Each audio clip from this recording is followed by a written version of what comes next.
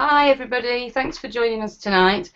We're going to be listening to Karen Perkins in a minute, who's a business, social media and life coach based in Sheffield, which is where I live. Karen's got several years experience helping people making positive choices to improve their lives in various ways. And tonight she'll be focusing on filling the void that's left behind when we stop drinking.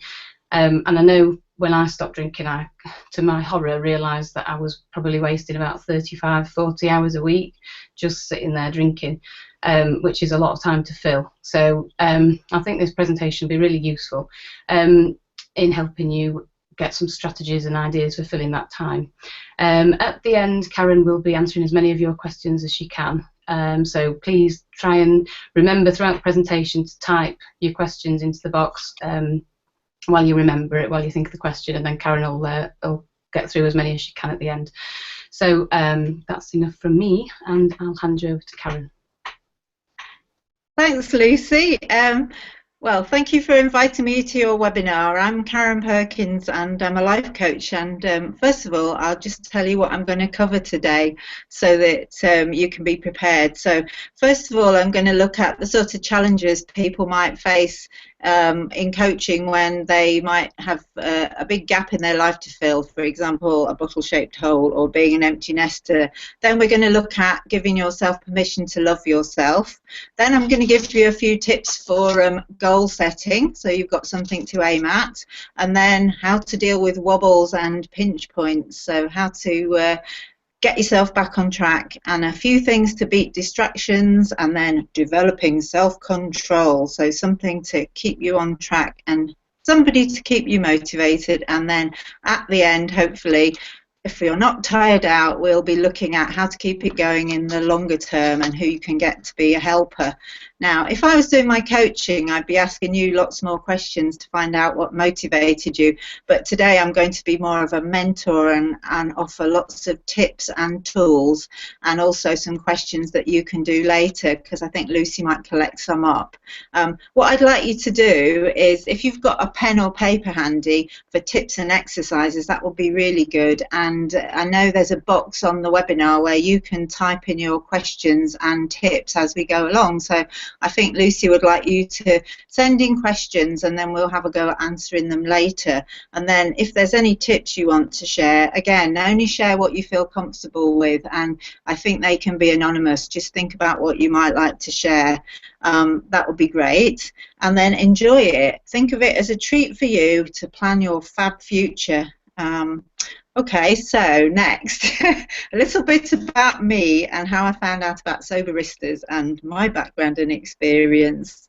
So I'm a life and careers coach, and my background is in housing. I did a lot of setting up housing organisations and supported housing, and then I got the opportunity to train as a coach, and that inspired me to set up my own business. So if I can do it, anyone can, so that might be something you'd like to think about. I live in Sheffield, and I set up my business as my kids got older, and I was only required to be a cash point and a taxi, so it filled a gap. So really, having a business is a really great way to fill a gap in your life. You can sit in the kitchen and just do stuff which fills your time that used to be filled by tidying toys, etc. It's not that difficult, so I would say just be brave. Another gap that I had to fill, just so that you know, was when I got divorced. So I had to find lots of interesting things to do to fill that void. And that experience led me on to do dating coaching. So there's always something positive to come out of your gap. You might actually find you like it more. I've got a new partner now, and that was quite interesting. So your bottle-shaped hole could actually be filled with something more exciting. Okay, so now I'm going to, oh no, and then I learnt social media as well to help my son's business and keep me modern, so that was something to fill my time. So as you can see, I'm quite a busy person, but it was difficult and I did struggle, but I think if you use some of these tips and go gradually and look after yourself, then you can find things to fill the gaps. So in coaching, what I do is help people get a plan, have a vision of what they'd like to see. So dream big, think of what you'd really like to do to spoil yourself, set some goals, get an action plan to get there, and try and remove the blocks that stop you. So we'll talk about some of those things later on. I met Lucy through business networking, and Soberistas really chimed with my experiences of the past. I know it's really stressful when you get divorced, seeing people struggle with their problems and maybe drinking too much, managing temptation, and your partner's drinking. You egg yourself on, and before you know it, you've had a whole bottle and the rest. So I do appreciate the sort of problems there are, and it was really good. After I got divorced, I saved a fortune on not spending money on drink, and also it taught me how to think about what sort of partner I might look for in the future, what sort of questions I might ask a potential partner about what their habits were that were really supportive and good for me, and then also choosing to live life to the full. Having a clear head in the morning is amazing. I've got all this time to read things, do my business, listen to Radio 4, and have lots of money to spend on other things. So there is a positive side to it.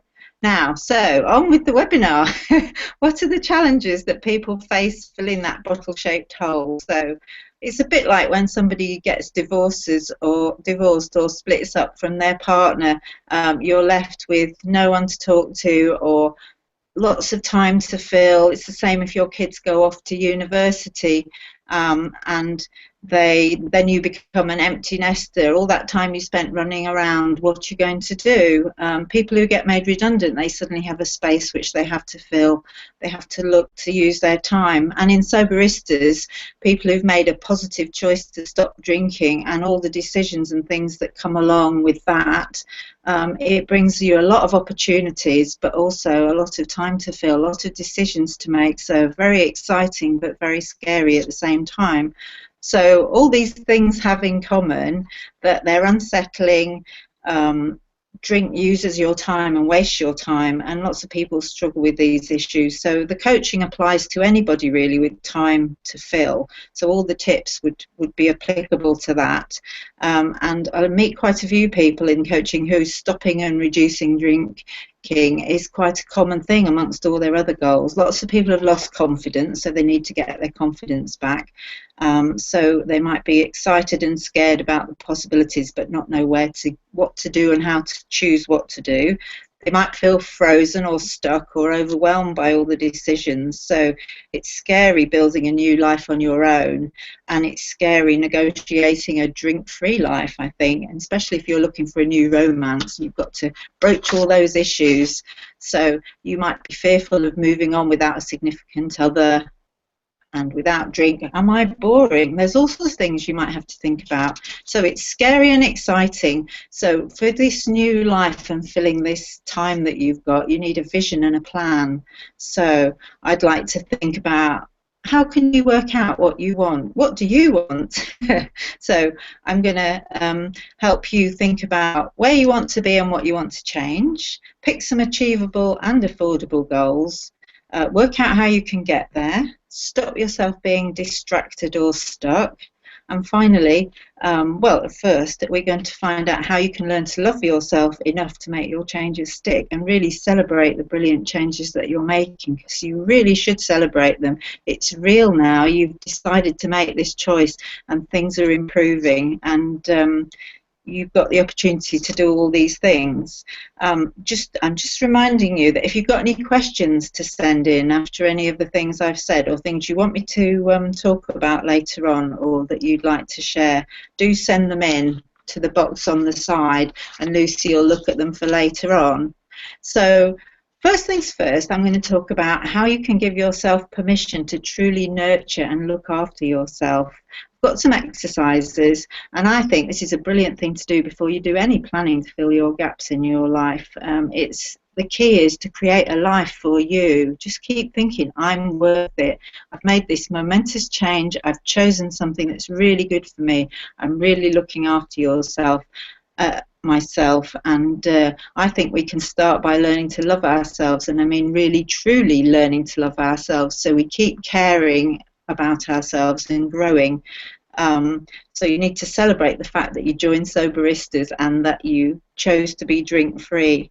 And it's okay to love yourself and look after yourself. It's not big-headed, and also you're the expert on you, so you know how you can look after yourself. So first of all, I like to do a little exercise so that we can tap into your inner caring self. I sometimes do this with people in sort of wellness training, so it'd be quite interesting. So I wonder if you'd mind just sitting back in your chair and relaxing and taking a nice deep breath, shutting your eyes, and we're going to tap into your caring self, doing a short visualization. So I'd like you to close your eyes and relax, and I want you to imagine that you're floating up in the air above yourself in the room, floating up and looking down on yourself, and just have a good look at yourself and imagine that you were your granny or your auntie giving yourself down there 3 little pieces of advice now about how to improve your health and look after yourself. What 3 things would you say to yourself looking down at yourself? So just take some time and think about those. What's just popped into your head and what just occurred to you about how you can look after yourself. So when you open your eyes, if you have got a pen, you can jot them down and use them later. I'd be interested to know if anybody had any surprises about what popped into your head about looking after yourself and loving yourself, and any tips that you want to email in to others would be great. And you can use this technique anytime that you feel a wobble. Just call on your inner carer and helper and float up and take care of yourself. Now we've finished that exercise, I've got some practical tips to remind you to keep caring for yourself. You don't need to tell anyone around about these. These are for you to draw on and remind yourself that you're looking after yourself. The first one is buy a mug. I'm holding my mug up here, and it's a really nice mug and it says love, and that was what I had when I got divorced. I had my mug and it reminded me to look after myself. If I had a difficult conversation to have on the telephone with my ex, or if I was feeling particularly down, I could make myself a caring cup of tea in my mug. The other thing you can do to keep focusing on looking after yourself is get a little charm for your bracelet, or find a bit of jewellery that you want to fiddle with, just to remind yourself to keep caring for yourself. A mood board with pictures that mean a lot to you. Picture. I've got a picture, a really fantastic picture of a beach in Wales that I have to look at, which reminds me of nice places and times that I had, and that I need to look after myself and plan for what I'm going to do. The other thing you can do is something physical, which is great for job interviews and when you've got a difficult situation to deal with, or a telephone call. You can hold your own hand. I know it sounds a bit naff, but actually having physical contact and holding your hand and giving yourself some comfort in a difficult situation can sort of anchor you and make you feel better when you're having to deal with something that is very difficult. Another exercise that you can try, which is it's around compassion, which is great, which helps you relaxed when you've got difficult times to think about.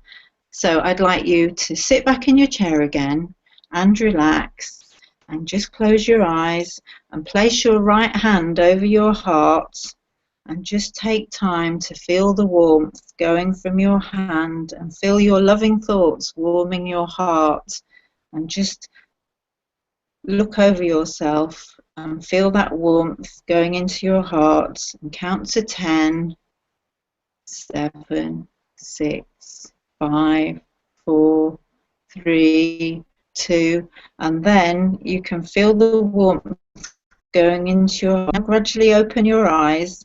And it's amazing how you can feel so quickly. You can use that exercise when you're either in the office or out and about. You don't have to shut your eyes, but it really focuses and centers you and calms you down. And the final thing you can do to keep looking after yourself is to practice smiling. Smiling, it exercises the face and releases endorphins, so it's the same sort of thing as if you've been on a run. It gets your good chemicals going in your body. So if you'd like any more information on self-compassion, one of my favourite writers is someone called Dr. Paul Gilbert, and he's a professor of compassion actually at Derby University, an expert, and there's lots of useful practical ideas on his website. So your homework practice this section of the webinar is to practice being nice to yourself and looking after yourself and celebrating what you've done. So now we've started acknowledging that we can take care and look after ourselves and we want to make changes. I'll offer you some tips on how to make some goals and plans for the future. Couple of tips to start. It's okay to make little changes at a time. No need to stress yourself about having major goals. If you just start having some little ones to start off with and you see progress, you're going to feel like you're achieving something. You can choose who you tell about your plans. You don't really have to tell everybody that you're making plans to change or trying to do new things or meet new people or take up new activities and how you're coping. Just make it easy on yourself, little steps. And the third thing is that planning is good. It's not boring. If you haven't got a vision of where you'd like to be, say you wanted to start a bit more of a social life and start going out or starting a little business or doing some blogging or meeting more people, if you have a little vision in your head of where you want to be, then you've actually got somewhere that you're trying to get to. So planning is good. Okay, so now I'm going to do a few little goal setting exercises that I might think might be useful for you, just to help you focus on the things that are most important to you. Sometimes when I do my coaching, I use something called a wheel of life. So some of you may already have seen that. And what it is I'm just going to hold it up. It's a circle, and it has lots of different things around the side: career, health, well-being, relationship, finances. We can pop this up on the website later on, and it ranks them from 1 to 10, and it lets you assess how confident you feel in each area of your life. And the idea is to get from the middle out to 10 on all of them, so your life is a perfect wheel in balance, a perfect circle. So that can help you work out which areas you want to focus on first. So what goals could I choose? So a typical goal for somebody coming to coaching would be, I want to build a new social life at my pace that uses drink-free settings and I can meet people and my social life isn't based around alcohol and going out. So the first thing is, there's no right or wrong choice in setting goals, really. It's just like going shopping. So pick out the things that you really want to do. So some things you can do to flush out your goals, and you can pop these on your walls at home, which is great to motivate you. So draw yourself in the middle. Can you see that okay? And then all the way around the outside you can draw some of the goals that you'd like to concentrate on. And if you pin that up in your house, you can look at it and it'll motivate you. So it might be something like take up a sport, plan a holiday, visit old school friends, etc. The second thing that you might want to do, if you like drawing and doodling, is plan some big grin goals to motivate yourself. So pick something that you want to do and a plan for achieving it. So I've got here, I'd like to declutter my garage, sell the stuff at a car boot sale, raise some money, and then go on a holiday in the Alps walking to get some fresh air and sunshine and a bit of relaxation. But if I've got a plan of what I want to do, then I may achieve it. Then the other thing to help you plan what you want to do is do a dream picture. So that's something you can do while watching the telly. In fact, you might want to do this after this webinar, is doodle your dream life or dream goals. Do it in colour while you're watching the television. Draw you as a stick person doing what you want to do, and then find a friend and talk it through with them. And then from that, you'll discover what sort of goals you want to achieve from there. Now, after that, I think I've got some questions around planning your goals, and you could actually start right today by writing down 3 big goals and 3 little goals. So my questions for you, which we can probably put up afterwards as well, so don't worry if you haven't got these all now, but choose 3 things that will be helping you and lift you most, 3 things you want to achieve, and then by the side of them, when do you plan to do them by? And then next, what steps could you take to get there? And then after that, what might be blocking you? and then who could help you get there. So if you apply all these questions to all your goals, you'll soon have a little mini action plan, and then you can have a go at doing that after the webinar. And I'm going to talk later on about getting someone to help you do that. So it might be somebody on the Soberista site, or it might be a friend that you trust. The great thing about coaching is that every day is a new day. So if you set your goals now, and then you have a bit of a lapse today, the day after that is a fresh day and you can start again. So don't be too disheartened. Okay, so Lucy asked me to talk about some practical things now. So you've got your goals. How do you deal with wobbles and pinch points and slipping back? So first of all, I was going to look at the things that make you wobble. So when you've stopped drinking and you might have some wobble times, the times at home when you're home alone after work, what would you have done before? What would you like to do now and fill that time? The times after the kids have gone to bed, or you can't sleep, or you've had a bad day. I would say try and make yourself some distractions and schedule in some distractions and activities to help get you on track. So if you feel yourself being tempted or veering off, have something ready to hand that you can do. Say decluttering or clearing something out, I find is really good. Cleaning, hoovering, anything physical to take your mind off things. Something that people often recommend is called a habits list. So I find that's quite useful because I'm very busy, but I write a list of things that I need to do, and then if I get distracted by something and I feel like I'm going off track, I rush to my list and I quickly do them, and it makes me feel much better because I've achieved something. The other thing you could do for a distraction is read to your kids or phone a friend and book for a cup of tea. The other things that you can do away from home, you can choose activities to fill your gap that involve no opportunities to be tempted. So I'd look at tea and coffee based activities, things that aren't centered around alcohol. So you could try some things, very simple things that are easy to organize, like reconnecting with old friends and planning to make new ones. But reconnecting with old friends and phoning them up for a chat, that might be a big step, but that can fill quite a bit of time, and people love to have a chat.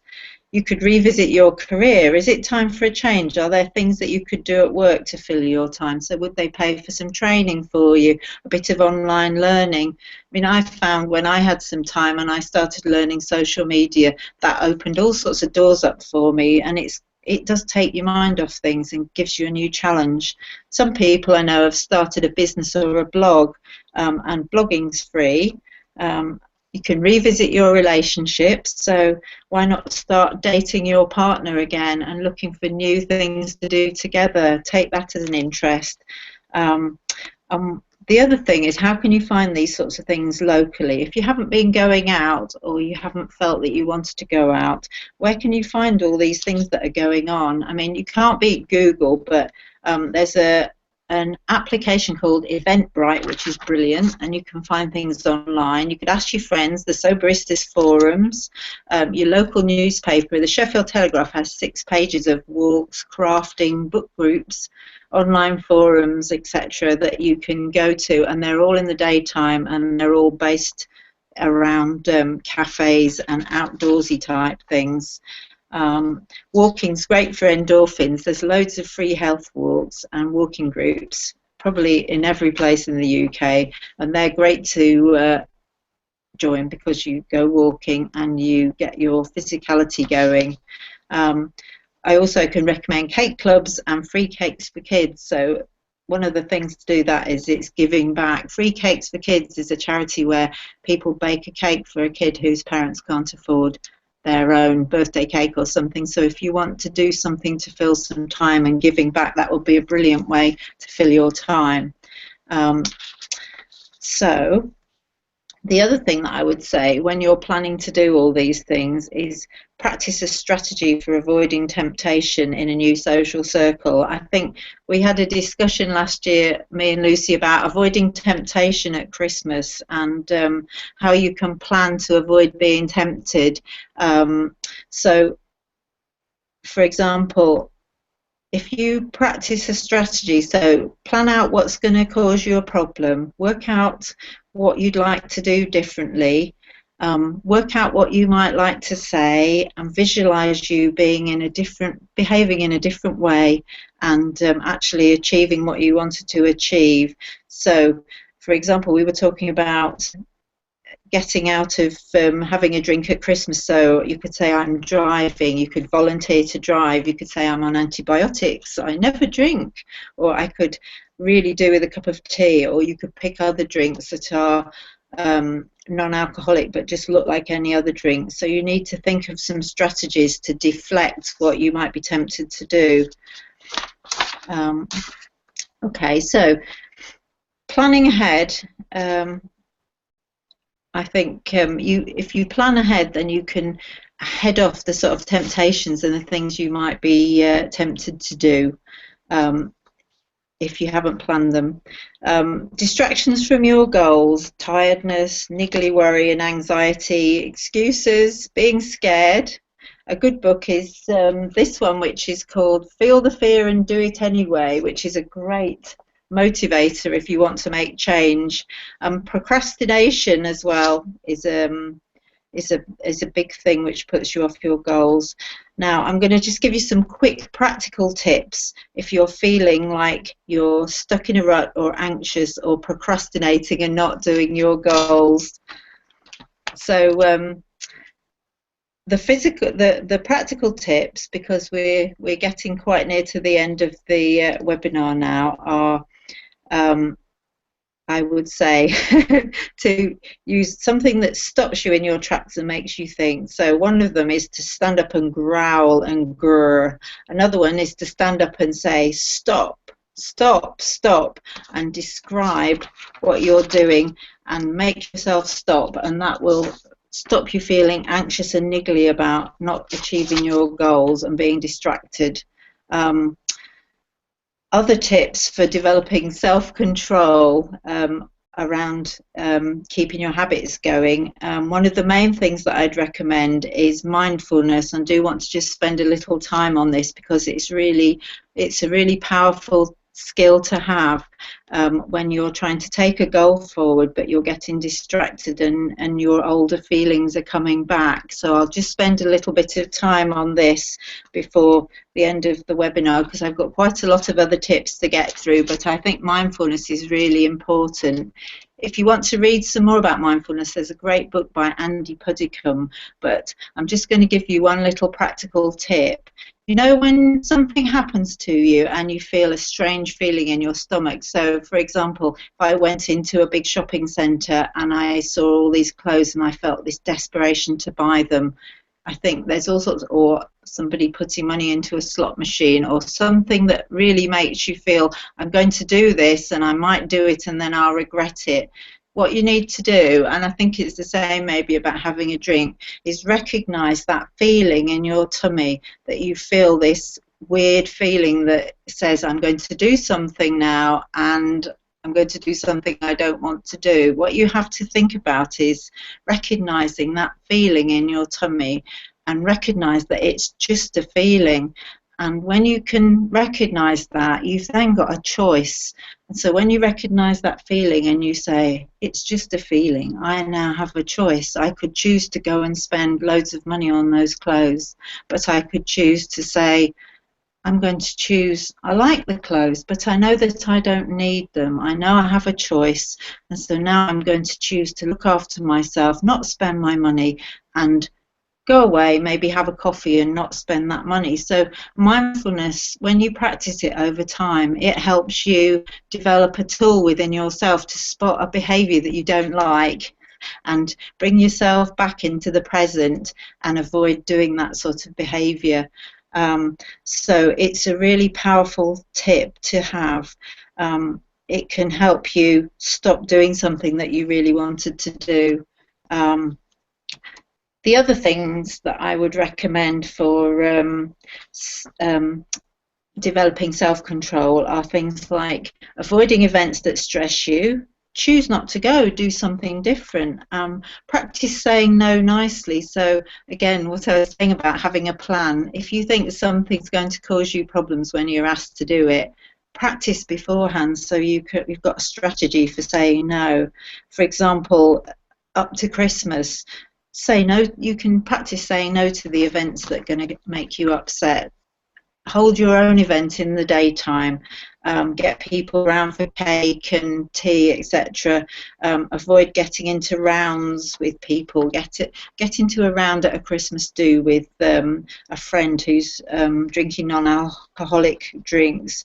Be the driver and have an excuse ready. You can always have an excuse about being on call, or you've got to get up early for the kids, or you've got caring responsibilities. So think about how you're going to head off something that might cause you problems. The other practical tips to control your behaviour, some of these are quite interesting. So you can create a memory picture in your head that puts you off. So, for example, if you're going to be tempted by a particular drink or a particular situation, imagine the worst hangover that you've ever had. And when you see a drink or a picture of it, talk to yourself and remind yourself about that and try and put yourself off. The other thing you can do is put yourself into the third person and say in your head, when you see something that's tempting you or you want to do something, say, Karen won't be doing this, and comment on yourself as a third person, and then you can gradually self-talk yourself out of it. The other tip is to make the object of your desire into some abstract picture. So, for example, you could take a glass or a bottle and put a frame around it in your head, and then wind snakes or worms or fill it with petrol or make it look disgusting to you, so that every time you look at one thing, it transfers that image from your head into it. The other thing about self-control is you need plenty of energy to keep your willpower going and keep your goals going. So eat chocolate if you're going to do something that's important to you, or have a difficult phone call or make a difficult decision, because being hungry decreases your willpower. You need to eat well, get to bed, and self-control requires energy and rest.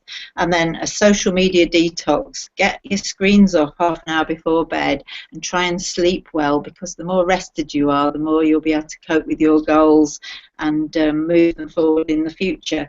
And then the final one on this section, before we get to the last bit, is trying the if technique. So this is about planning ahead. So my example is, if I was on a diet and I was going into a restaurant, I would say to myself, if I see a menu, then I will order the tuna salad. And I keep saying that over and over again. So if I go into somewhere where I might be tempted or want to do a particular thing, or order a drink or something, I'll say, if I see a menu, then I will order this particular cordial, or I will do this particular thing. And it's driving your habits in your head, so you've got some routine to slip into, which increases your self-control. So we're getting quite near to the end now. I've just got a few tips about keeping motivated and getting someone to help you.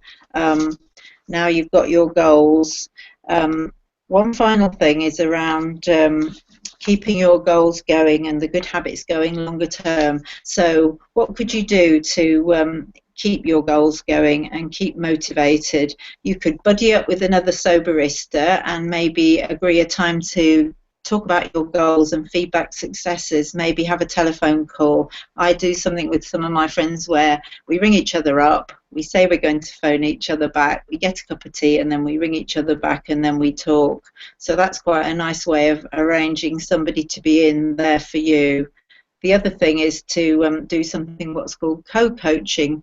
I've got a friend who's a GP, and every couple of months we meet for a coffee, and she talks for 15 minutes and tells me what her goals are and how she did, and I just listen to her and give her that space, and then I have a go and I do my 15 minutes and I talk about what my goals are. It's amazing what happens when you have to talk to people without interruption about what your goals are. And then when we meet again in a couple of months, she asks me to tell her how she's got on, and then she gives me some feedback and we swap information about our goals. So I feel like I've got somebody supporting me and taking me forward, and I'm accountable to them. You could look at having some life coaching. You should check out people's qualifications. I would say people should be a member of a proper organisation, or you could look at some sort of therapeutic approach to dealing with blockages in your goals. For example, hypnotherapy is quite useful, or you could join a meditation group to get relaxation or focus. And finally, I think keeping going back over your goals and reminding yourself and celebrating the steps that you've achieved, and planning a little treat, pampering or celebration to celebrate actually achieving some of your goals is great. Something to look forward to. You can plan it with the friend that's supporting you and pat yourself on the back and plan the next one. So I hope I haven't worn you all out. I think there's lots of tips that I haven't even managed to share. There's loads of things to do, but good luck in thinking about the goals that you'd like to take forward. I hope some of my tips are being useful. Good luck, everybody, and remember, keep learning to love yourself, and the rest will follow. Have big goals and dreams, and use the tips to blow away the distractions. And I'm looking forward to hearing your questions and tips. Thank you, Karen. Can you hear me? Yes. Yeah, oh, thank you, that was great. I just want to there's a few questions, and there's a couple that really jumped out at me because they're really similar sort of ideas and thoughts that I had when I first stopped drinking. So one of them was that somebody said that the chaos that comes with drinking makes them feel like they're a bit wild, and even though they know that's silly, it's a seductive feeling that they can't let go of, and there's a fear of stopping being that way and becoming a very boring, reserved person. Oh. And how do you kind of get over that? It's a psychological barrier, isn't it? And it's what kept me drinking for 20 years, because I just couldn't really conceive of not being this sort of rebel person that I kind of consider myself to be. And now, 3.5 years later, I'm probably, I'm a lot steadier, but I like myself so much more.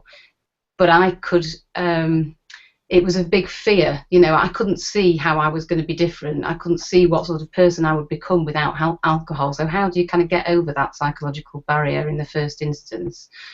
I think that's a really interesting one, because I think I mentioned that earlier on about help. I might be boring, so what am I going to do? So again, you can still be your wild person, but without the alcohol. So I think I would say, like I said before, go on a shopping trip.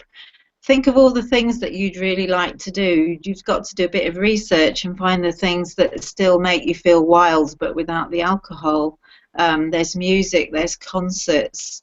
Find things that you really want to do, and then just try doing them. And find people like Lucy, or maybe find fellow soberistas, and you can be wild together without the alcohol. So maybe you could be wild safely and help each other and go to events and things. I'm just trying to think. Yeah, I think that's what it is. It's doing things that feel so alien and really, really weird because you're stone cold sober, but forcing yourself to do them without alcohol, and then gradually over time you do relearn, and you sort of develop an understanding that you can be exactly who you want to be, and it wasn't the alcohol making you that person at all, it was you, and you could still be that person. So for me, like a really big one was I went to see Johnny Marr, who used to be in the Smiths, in concert, and that was the first concert that I went to when I was sober, and it was so bizarre going to a concert sober, but I loved it. It was brilliant, and it was a huge hurdle that I managed to get over that night, and it changed me quite a lot. It really kind of brought me on in terms of how positive I felt about not drinking, and kind of I know Sarah Turner, who I wrote Sober Revolution with, she's going to do a skydive for charity soon, and she's a wild person in in lots of good ways, but she's doing that. There are things that you can do. You can push yourself and try new things, and every time you do try those new things, it just kind of reinforces that you don't have to have alcohol to be the person you want to be. So my advice for that, like you say, it's pushing the boundaries and trying things and not being frightened to try things. The interesting thing about the mindfulness that I talked about was some of the exercises that they do, but we could spend all day talking about them, is trying to experience things in the moment. So they teach you to put a piece of chocolate in your hand or a raisin, and then look at it and try all the senses that you might have missed before. So taste it, experience it, smell it, sniff it, melt it.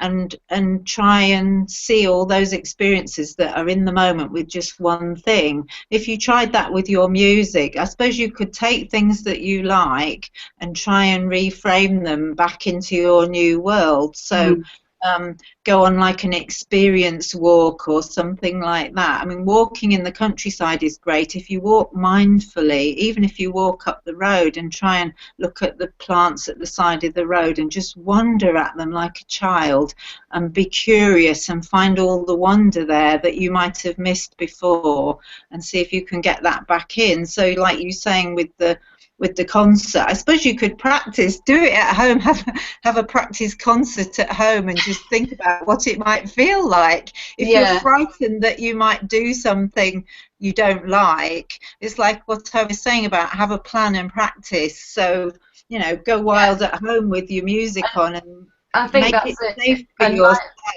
yeah, and definitely the mindfulness thing, and I'm always banging on about it and did a whole chapter of it in my new book, but it is definitely without a doubt the thing that has kept me not drinking is learning how to live mindfully. And I'd never realised how little I did that when I drank. Well, I never did it. I was always thinking into the future and worrying about things, or worrying about things that I'd done when I'd been drinking. I never ever lived in the present moment. And it's sort of learning to recognise feelings, recognise cravings, urges, and knowing that you can put the brakes on and you can have a choice, and pulling yourself back into the present moment all the time. It's definitely key. It's really, really helped me. So I definitely advise anybody to get a book on mindfulness and kind of get into that way of thinking, because it really, really helps. Somebody else asked a question about which again really pertinent to lots and lots of people on Soberistas. A lot of the time we drink because we're so busy looking after other people. It's just a fast track way of unwinding and coping with that stress. And when you're so busy looking after other people, if it's kids or other people, you know, other family members, you lose sight of your own needs. So how do you kind of, when you're in the middle of that stressful situation and busy all the time and drinking, how do you kind of get a grip on reality and separate things and find time for yourself and begin to like yourself enough to do these things, you know, to put these things into practice when you're so busy running around after other people?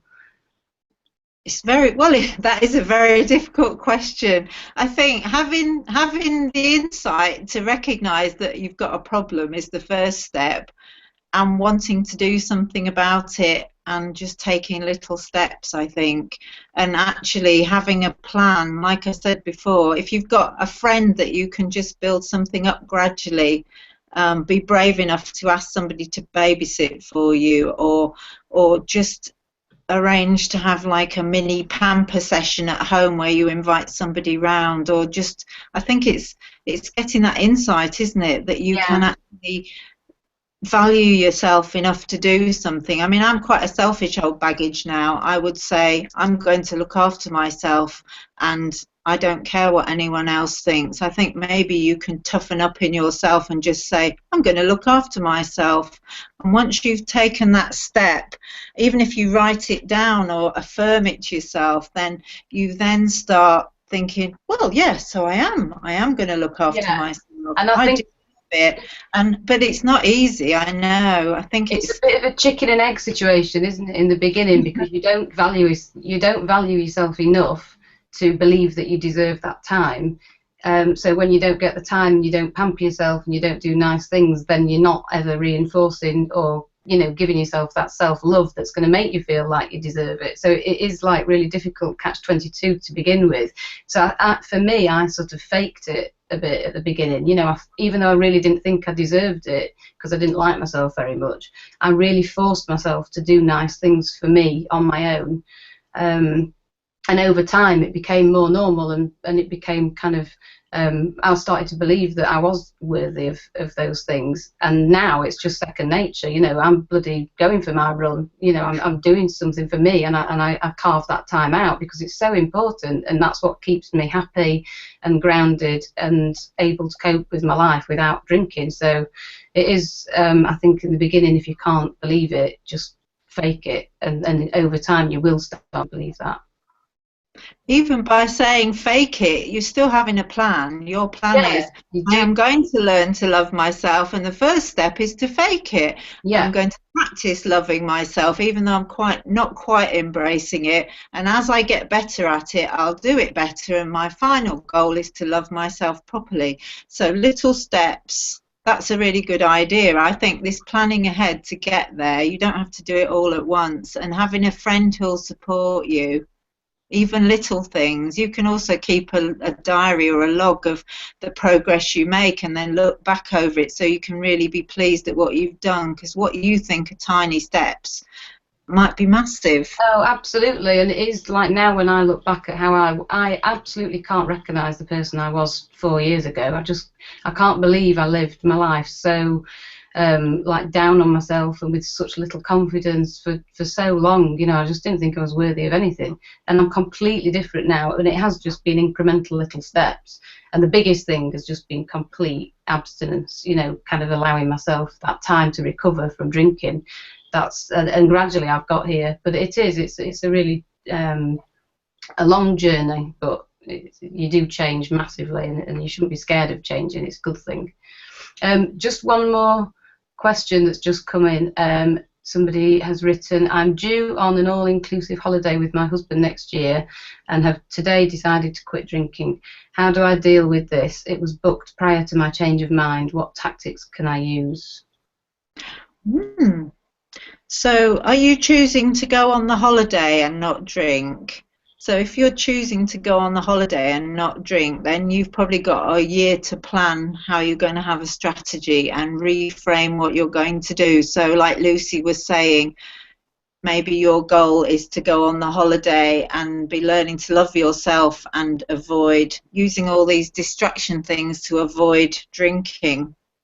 Or you could choose not to go on the holiday. If it's going to be really bad for you, why not see if you can get out of it and choose a holiday that's going to suit you more, or take a positive choice. If it's a year away, I think you could decide what you want to do. Yeah, Uh, that is an important one as well. I think I've certainly started, or over the last 3 years, I just do very different things to what I used to do, and I'm not apologetic for it at all. But I won't if I know that there's a big boozy night, a social event that I'm invited to, and I know everybody there is going to be getting really drunk. I just don't go. You know, I don't put myself in those situations. And I think the difficulty with an all-inclusive holiday is it's paid for. The booze is there, isn't it? And it's almost like we have this feeling that we've got to use it up because we've paid for it. So it's like a waste. So there is that. I mean, I would, if it's early days, it might be worth considering looking at a different holiday that's got maybe a sporty or activity kind of focus to it instead as an alternative. But I don't know. I mean, it depends how set hubby is on that holiday, I suppose. you could always, I don't know, if the holiday company were being awkward, you could maybe talk to your GP and get them to write a very crafty letter to say let you off the hook for health reasons or something, so you can get out of it and then go and find a holiday where maybe it's not all inclusive, you just get one meal and no drinks, and then there's no temptation and you can spoil yourself with some lovely food. Maybe go on a cookery holiday or something to teach you developing the sort of things so you can get all your taste and experience through food. But again, I suppose I would ask questions when I was booking. How does the holiday run? What are the workshops like? Do we all go to the bistro pub afterwards? Just, now you know what you're trying to avoid. It would be great to sort of suss out the options. Maybe you could start your own holiday company and run holidays which are totally full of experiences and no alcohol. This is the amazing thing about making a change. You can look at things in a totally different way. I bet there's loads of people who don't want that sort of thing. You know. Yeah, what But on the holiday thing as well. I just one final point, and then we better wrap it up, I think, because we've gone over a bit. But and in the last sort of 2 or 3 years that I was drinking, I actually went on 2 holidays where I opted not to drink at all, and I made the decision before I went, I'm not going to drink on this holiday, because past experience had taught me that I ruined the holiday for everybody when I drank, and there'd been too many occasions where I'd just drunk way too much, spent the whole holiday you know, with a hangover, getting way too drunk, staying up late, just being a nightmare, and coming home feeling absolutely exhausted and like I needed a holiday. So there were 2 holidays where I actively didn't chose to not drink and then came home and carried on drinking, but they were both brilliant holidays, and I kind of got my head around it by thinking I'm treating myself to a week off, drinking too much, beating myself up, pissing everybody off, you know, having a hangover, annoying my partner, kids, whoever, and I'm going to come home with memories of a nice holiday with no regrets. And so I kind of chose that before I went, and it was a really positive thing. So maybe that's something to think about, that kind of positive visualization that we were talking about earlier, to actually see it as a break from drinking. You know, it's a holiday from drinking. Yeah, I think that would be a good idea. I think, again, plan what you want to achieve and then think it through and visualize it, because once you've seen it in your head, you're much more likely to achieve it. Yeah, definitely. And one final question that somebody's asked: what was the name of the professor who you said he was a professor of compassion? Oh yes, he's Paul Gilbert, and he does quite a few books, and they are really good. As I went to a 2-day training course with him, and he teaches people how to learn to love themselves, but even when they can't love themselves, he teaches you how to love something, and then he teaches you how to love yourself. So he has lots of free resources on his website, exercises you can do, and they're very non-interventionist, they're very practical, a bit like the mindfulness. So I would recommend those to people to have a look at. They really are good. Oh, I'll look at that. It sounds good. So Paul Gilbert, was that? Yeah. Yeah. And he's at the University of Derby. Right. So he's near Sheffield. Right. Okay. Well, I think we've got all the questions out the way. As somebody said that they love Johnny Marr, and he's also sober. Good man. Sensible decision. So thanks again, Karen. That was great. And I think we'll have a chat, and you can kind of maybe send me a few of those points and tips, and I'll put them into like a feature and put it on Sober Easter so that all that information's available on the website. I will do. I think we missed quite a few off. It's amazing how quickly the time goes fast, doesn't it? But thanks a lot for your time anyway, and thanks to everybody for tuning in. I hope that was helpful, and see you soon. Bye.